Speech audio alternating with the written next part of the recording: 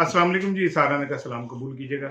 ये transgender bill को लेके पाकिस्तान में जो एक नया तूफ़ान खड़ा हुआ है और इसके ऊपर चारों तरफ से ले-दे हो रही है। दिलचस्प बात ये कि इस बिल को बहुत सारे लोगों ने पढ़ा नहीं और पढ़े बगैर इस पे बात कर रहे हैं। बिल क्या है? बिल के असरात क्या इस सोसाइटी पे वो होंगे, इस पे मैं आपसे बात करूँगा और ये बिल बेसिकली किन चीज़ों को हिट कर रहा है? इससे हमारे मुआशरे की किन इक़दार को हिट होगा, इस पे बात करूँगा। लेकिन एक बात चीज़ मैं आपसे शेयर करना चाह रहा हूँ कि देखिए ये जो रिजीम चेंज का फ़लसफ़ा था ये क्या था? और जो यूरोप है और अमेरिका है ये लोग क्यों चाहते हैं कि जो हम जैसे ममालिक हैं और ख़ुसूसन इस्लामी ममालिक इनमें इनका कंट्रोल रहे? दुनिया में अल्लाह के ऊपर लड़ाई नहीं है, दुनिया में शरीयत के हवाले से सारा कुछ है। हम मुसलमान हैं अल्हम्दुलिल्लाह और हमारी एक शरीयत है और हमें उस शरीयत पे फ़ख्र है और दुनिया की सबसे तेज़ी से फैलने वाली शरीयत है। आप सल्लल्लाहु अलैहि वसल्लम की तालीमात पूरी दुनिया में जिस तेज़ी से फैल रही हैं, उससे यूरोप और यहूदियों को बहुत ज़्यादा खौफ है, ख़तरा है। इसीलिए वो इस्लाम के खिलाफ बहुत सारी चीज़ें करते हैं। बहरहाल मैं इस पे बात नहीं कर रहा। बात मैं ये कर रहा हूँ कि जो यूरोप है उसकी ख्वाहिश है कि पाकिस्तान में जो रस्म व रवाज मामलात हैं वो इस तरह के हो जाएं कि वो यूरोप की मर्जी के मुताबिक हो और जो मगरबी आका हैं उनकी ख्वाहिश भी यही है। इसी वजह से वो किसी ऐसे लोग फ़र्द को नहीं बर्दाश्त करते जो उनकी मर्जी के खिलाफ हो। अब ये ट्रांसजेंडर बिल जो है ये क्या है?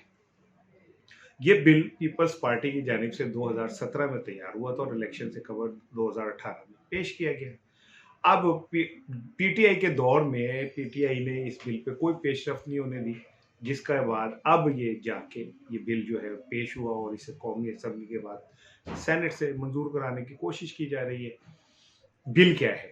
बिल की बहुत सारी और चीज़ें तो छोड़ें, जो मैं आपको बुनियादी बता दूँ। इसमें एक है कि अगर कोई आदमी है और उसकी मूछें और दाढ़ी है और वो जाके नादरा में ये कहता है कि जी वो तो उसकी जो फीलिंग है, इनर फीलिंग वो औरत वाली है, तो उस पे कोई मेडिकल बोर्ड नहीं बैठेगा, उसकी कोई हेल्थ की तफ्तीश नहीं होगी, बल्कि नादरा उसके कहे के ऊपर, उसके एफिडेविट पे उसको जो शनाख्ती कार्ड जारी करेगा, उसमें मेंशन करेगा कि ये औरत है।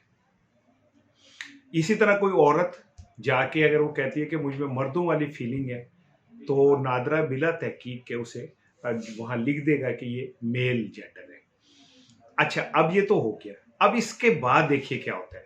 मिसाल के तौर पे जो यूरोप के अंदर गे मैरिज है, मर्द की मर्द से शादी है, जो इस्लाम तो यहाँ तक सख्त है कि नबी पाक सल्लल्लाहु अलैहि वसल्लम ने फरमाया कि जो मुशाबियत है मर्दों की औरत के साथ उसकी भी सख्ती से ममानियत की है। जब हम ये वाला बिल पास कर देंगे तो कोई भी मर्द किसी भी मर्द से शादी कर लेगा। एक मर्द जब दूसरे से शादी करेगा, जिससे वो शादी करेगा वो जाके नादरा में कहेगा कि मैं तो औरत हूँ, तो मैं इससे शादी कर रही हूँ, तो वो शादी हो जाएगी। इसी तरह और लड़की जो लिस्बियन जिसे कहते हैं, लिस्बियन कपल्स के लिए भी आसानी हो जाएगी। एक लड़की जाकर कहेगी कि मैं तो लड़कों की तरह फील करती हूँ, उसे लड़कों का सर्टिफिकेट मिल जाएगा, वो किसी भी लड़की के साथ रहना शुरू कर देगी। और कितनी दिलचस्प बात होगी कि जब एक दाढ़ी मूछ वाला आदमी जिसे कार्ड मिला होगा कि ये औरत है और वो औरतों के वॉशरूम में चले जाएगी और जाके कहेगी मैं तो औरत हूँ, मैंने तो वॉशरूम इस्तेमाल करना है, तो उसके कहने से जो उसके ऑर्गन्स हैं वो तो तब्दील नहीं हो जाएंगे, वो तो वही रहेंगे जो उसको अल्लाह ने दिए हैं। इम्पोर्टेंसी कुछ और चीज़ है, नामर्दी कुछ और चीज़ है, लेकिन जो अल्लाह ने आपको चीज़ें अज़ा दिए हैं वो तो वो कुछ और चीज़ है। फिर इसके बाद इस मुआशरे के अंदर बेहयाई इतनी बढ़ेगी कि आप सोच ही नहीं सकते। जब एक घर के अंदर एक बंदा वो ये अपने आप को डिक्लेयर कर देगा कि वो मर्द नहीं है, तो कोई उसको चैलेंज नहीं कर सकता। अभी तो अब हमारे मुआशरे का आलम यह है कि हमें जगह जगह रोड्स के ऊपर मर्द जो है वो खुसरा बन के, ख्वाजा सरा बन के भीख मांगते हुए नजर आते हैं। होना तो ये चाहिए था कि बतौर मुस्लिम सोसाइटी हम अपनी जिम्मेदारी को समझते, इन लोगों के मुस्तकबिल के लिए कुछ करते, इनके फ्यूचर के लिए काम होता, इन्हें रोज़गार प्रोवाइड होता, इन्हें बाइज्जत मौके मिलते हैं रिस्क कमाने के। लेकिन हमने तो वो मर्दों के ऊपर बंद कर दिया। तो वो पाकिस्तान का सबसे बड़ा अलमिया ये है कि इस वक्त 80% से 90% जो आपको नजर आएंगे ख्वाजा सरा वो मर्द हैं, नौजवान हैं और वो भूख के हाथों ये सब कुछ करने पे मजबूर है। बाज तो अपने अज़ा जो हैं वो ज़ाया करवा देते हैं बाकायदा ऑपरेशन के ज़रिए।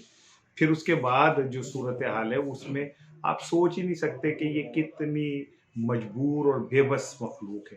اس پہ تو رحم کرنا چاہیے اور خدا کا شکر ادا کرنا چاہیے کہ اس نے ہمیں کمپلیٹ انسان پیدا کیا. ہمیں اگر مرد پیدا کیا تو ہمارے پورے آرگنز مرد والے، اگر عورتیں پہ ہیں تو ان کو اللہ نے پورے آرگنز عورتوں والے دیے. اللہ تعالیٰ کا شکر ادا کرنا چاہیے اس معاشرے میں. لیکن ہم یورپ کے پیچھے چل رہے ہیں، یورپی آقاؤں کو خوش کرنے کے لیے اس ملک میں وہ قوانین لے کے آنا چاہ رہے ہیں جن قوانین سے ہماری معاشرتی اقدار جو ہیں وہ تباہ ہو جائے. میں نے یہ دو چھوٹی چھوٹی مثالیں آپ کو دے دی کہ اس سے جو لیزبین اور ہوموسیکشولیٹی ہے پاکستان میں وہ کس سطح کے اوپر پروان چڑھے گی اور دنیا کی کوئی طاقت اسے روک نہیں سکے گی. پھر اس کے بعد جو وراثت کے قوانین ہیں ان کے اندر ہمیں تبدیلی کرنی پڑے گی. ایک لڑکی جو اپنے آپ کو مرد ڈکلیئر کر دیتی ہے تو وہ وراثت میں پھر مرد کے حصے کے برابر ہوگی، عورت کے حصے کے برابر نہیں ہوگی. اس طرح کے اور بہت سارے مسائل ہیں.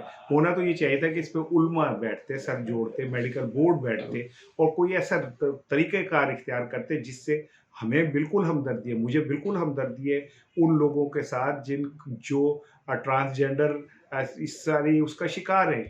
میں پورے دل سے ان کے ساتھ ان کا احترام کرتا ہوں. میں شاید کسی بادشاہ کا اتنا احترام نہیں کرتا جتنا میں کسی خواجہ سرا کا احترام کرتا ہوں، کیونکہ اس بیچارے کا تو اس میں کوئی قصور نہیں ہے جو اس کے ساتھ ہو گیا.